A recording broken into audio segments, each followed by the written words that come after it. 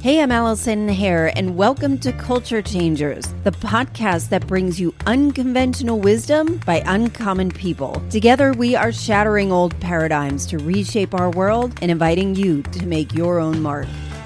Okay, what's crazier? Living through a pandemic with the looming threat of schools going virtual for the year, and I'm forced to terribly homeschool again, or Kanye is running for president.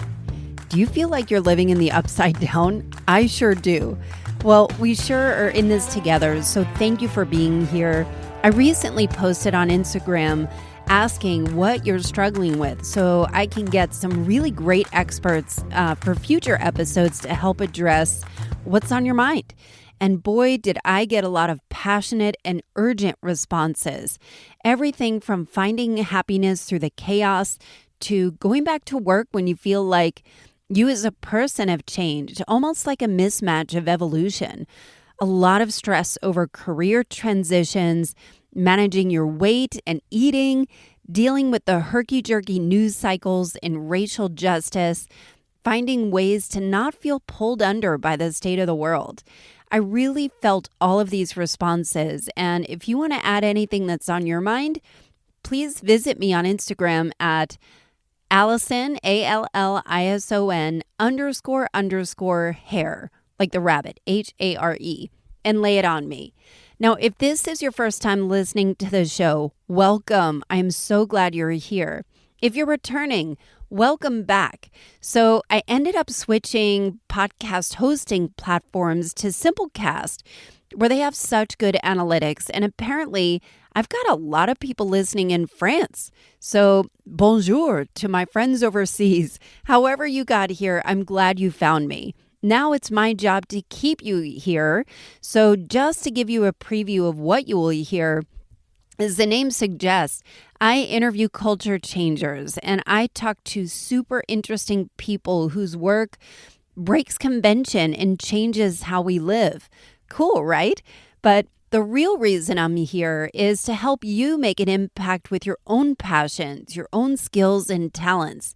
And I'll ask you, do you think you're able to express your talents in a way that you feel super fulfilled? Sheesh, we all want more of that. So I built an interactive online podcast course called Press Play Podcast to help people find their own voices and create messages that matter and build a community who cares. I'm not sure which one is grammatically correct, but we just started our third cohort of Press Play Podcast, and man, the alchemy between these ambitious and generous people is magic. So if this sounds like something you've had on your mind, jump in now, as I'll be closing the doors and the price will never be this low again. You can enroll at AllisonHare.com/press play and immediately start building your show without worrying about any of the guesswork. I've linked it in the show notes. But maybe you already have a podcast or are in the process and really want to nail this interview thing down. So I put together 9 surefire ways to conduct killer interviews. And you know that feeling right before your guest arrives for the scheduled podcast interview, and you're feeling a little nervous, hoping you don't sound like a dummy, hopeful you'll have an interesting conversation, and you get that quick flash of Robert Downey Jr. making a dramatic exit from an interview that went sideways and hoping today is not that day for you. You take a deep breath, and there's your guest. It's showtime. And so much goes into a great interview, and it truly is an art. And interviewing is an important life skill that can cross into every area of your life. This requires sharpening your own emotional intelligence in the process. There's no such thing as a perfect interviewer. The best news is that you're always continuously evolving and improving with every single conversation. And as someone who interviews people not only for this podcast, but also unsuspecting strangers by nature, I've noticed some cardinal mistakes people make that instantly turn the listener off when I listen to other podcasts. And also some small tweaks that can make your podcast interviews so irresistible that your listeners will be posting it, sharing it, and sending it to all their friends. I highly recommend you take notes. And if you're driving, make sure you email this episode to yourself so you can listen to it again and really infuse the takeaways into your own style. So there are several different types of interview styles. Which style is yours? Is it research-based, maybe a gotcha interviewer, or a safe space for your guests to just freely be themselves? Or is the interview designed to be the voice of your listener? Typically, that one is the kind that really resonates. So let's consider your guest. Typically, you want your guest to feel like it's a safe space and they get the opportunity to tell the story they want to tell. So it's important to make sure a few things are in order to create that. So I've put together 9 different tactics or different tools to help you with that. So we'll start with 1. Number 1, have a purpose for each episode. One of the fundamental basics of podcasting is to always have a call to action and a purpose. It's important to consider what you want your listeners to walk away with, which helps shape not only the questions you might ask, but also shapes the most compelling topics to cover. So when I was preparing for my interview with Seth Godin is a well-known author, entrepreneur, and thought leader. He is a giant in the world of ideas and seeing things in a new way. And I had zillions of questions I wanted to ask him. It was almost like I had a chance to ask Yoda. I had a chance to ask Yoda the questions that I've always wanted to ask. And my nature is to try and understand how someone got to where they are personally. I just love the backstory. But I had to really pull back from that and think about his expertise, his message, and some of the really important questions I wanted answers to. And the other thing is that Seth typically isn't he doesn't really share a lot of personal details. So I knew that this had to be a very well thought out process. But I was able to weave in some of the background questions and he really opened up when I knew where his sweet spot is. So it's important to have a purpose for each episode. Number 2, do your homework. Now, this sounds obvious, but I can't stress it enough. You can learn so much about a person by the content that they put out, whether it's by their books, their art, their movies, articles, their social media feed, even TikTok, etc., etc. If they're an author, read their books. And a pro tip for me, I can barely read Facebook posts, so I listen to books on Audible, which helps me study in a more time-efficient way. I especially love listening to my guests if they've been interviewed on other shows. For me, I always hear the questions that weren't asked, which is how I form my questions. And usually when you book someone, they've got expertise in a certain area. Make sure you research the topic. Maybe you can Google some statistics in that area and use this as a basis of conversation. Now, I will say that some people research the heck out of their guests. Like Terry Gross from Fresh Air is known to research every nook and cranny. She reads every book. She has pages and pages and pages of notes and questions and different ways that the interview can go. She's prepared for it all for every single guest. Then there are a few interviewers that purposely research a tiny bit and wing it and let the conversation unfold organically. While there's no right or wrong, especially in the beginning, I would encourage you to be as prepared as you possibly can. The more prepared you are, the more confident you are. And as the conversation shifts, you've prepared and you can pivot easily and naturally. And usually when you've done your homework and understand maybe even some of the nuances about a person, they can respect that. There are celebrities or people that you can find kind of a little known fact about that maybe they are masters in chess or have a really weird addiction to The Bachelor. And you can bring that up and really kind of let them lower their defenses and even bring some levity to it. So it's important to be prepared. Number 3, ask really great questions. This is where I would go back to what type of interviewer you are. Research-based, gotcha, speak freely, or voice of the listener. It's worth noting that you're doing an interview with someone and not at them. So when you form your questions, you want to position the questions to be more open-ended and thought-provoking versus yes or no, or something that just plain isn't interesting. For instance, asking someone what advice they would give their former self is fairly nebulous and kind of amateur. Instead, you might want to frame a question like, I noticed in your article about blank, and it really resonated for me. You mentioned blank, and what I interpreted that to mean was blank. Is that what you were thinking? And just let them talk. It shows that you've thought about their work and are genuinely interested in their answer. Also, if you position really thoughtful questions like that allow your guests to really unpack some ideas, you can challenge yourself to only prepare 5 questions. And you know those questions have to be good. Personally, I usually give a lot of thought and prepare 10 questions for my guest. I never use notes or reference the questions to keep the conversation as authentic and organic as possible. My personal favorite hack when determining questions is I think if I put myself in their shoes, how would it make me feel? So asking a question like, how did that make you feel, is a great one. Number 4, once you ask a question, stop.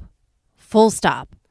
Okay, I have been super guilty of this, and it's been an area that I've been taking special focus to improve on. I would ask a question and keep elaborating and even end up asking compound questions. Here is an example from when I interviewed Natalie Molina Nino. She's a well-known female investor. So this is my actual question, and I think it might have even went like this. When you think of investing in female-owned businesses for Brava Investments, what stands out is winning traits.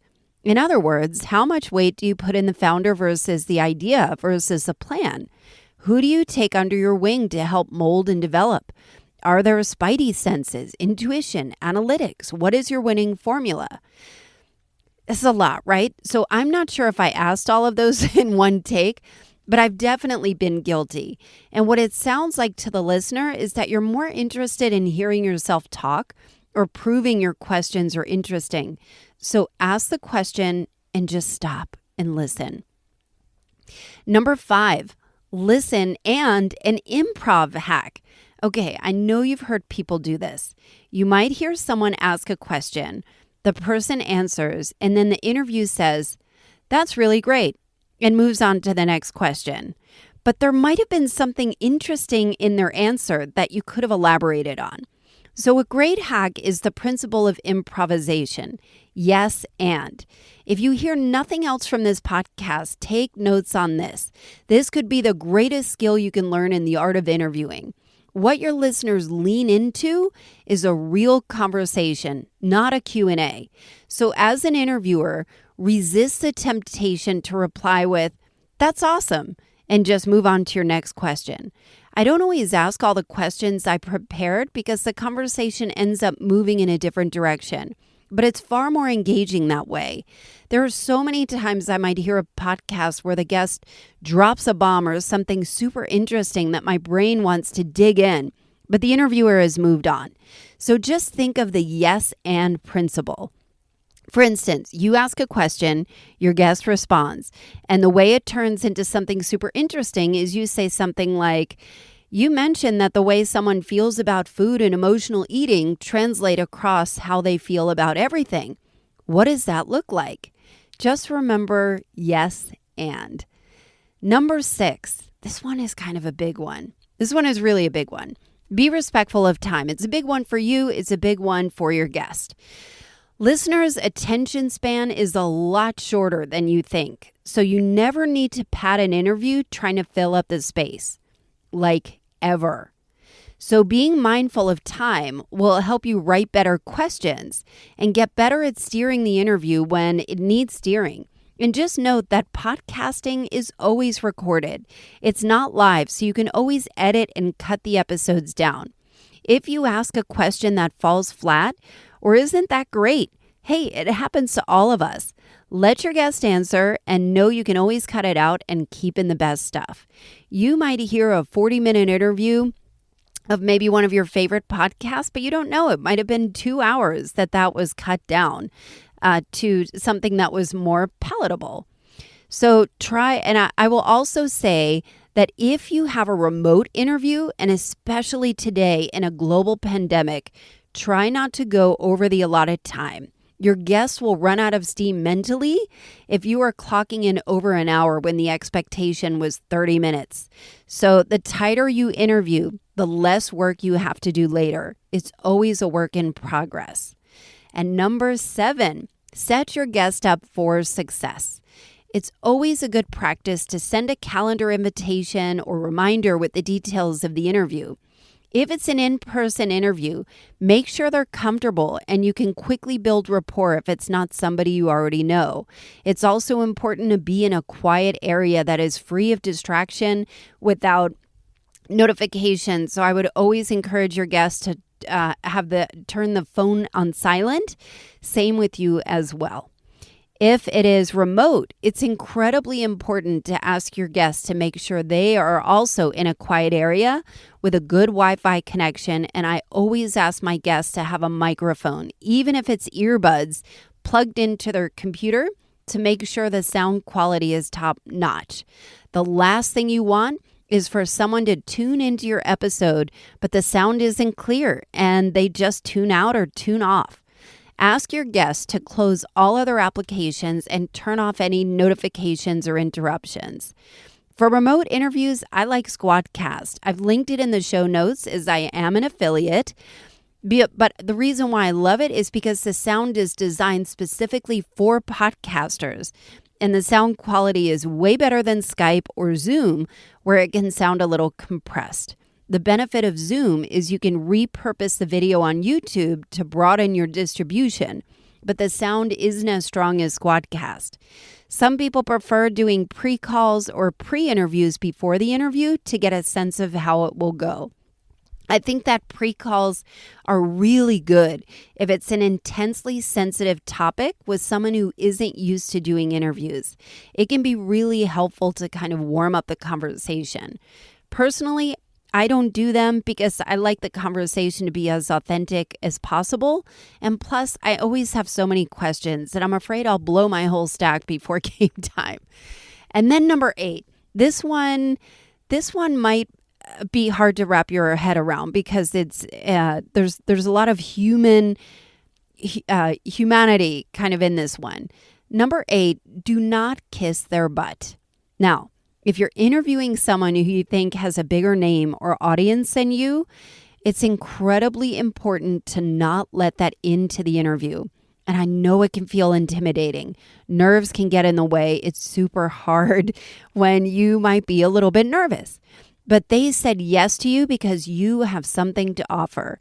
So don't diminish yourself because you feel like the guest must always be right, because they might have a bigger presence. So level up. This is your chance to level up. You are equals with information to share together. If you're nervous before an interview, which all of us get, take some deep breaths before the interview. Trust yourself. You've prepared. You've done the work, and it's going to be great. And if it isn't, editing buttons are always your friend. It is all good. And then number 9, last but not least, study other interviewers. Start listening to your favorite podcasters with a critical ear. What do you like? What could they do better? This will help you shape interviews even better. Okay, so those are the 9 top ones. And I think I'm going to do a follow-up to this and have some killer interview questions you can download that are going to set you apart from every other interview they've done and keep sharpening that skill. Go to AllisonHare.com/blog and sign up for my newsletter, Sticky Notes. I send out a couple of insightful and thought-provoking notes per week to help you through your day and always have something fun and interesting at the end. But we'll also be posting useful podcasting tips. I'd love to get connected with you. And before you go, I hope you got a lot out of this episode, and I have a favor to ask of you. Please share this episode with any podcasters, whether they are established or up and coming or even thinking about it. I wish I had this information when I started. It would have cut out so many mistakes. Also, please go to whatever app you're listening to and hit subscribe. Give me a 5-star rating. I'm being presumptuous here, and write a review. It means so much to me to get your feedback, but also helps me shape future episodes.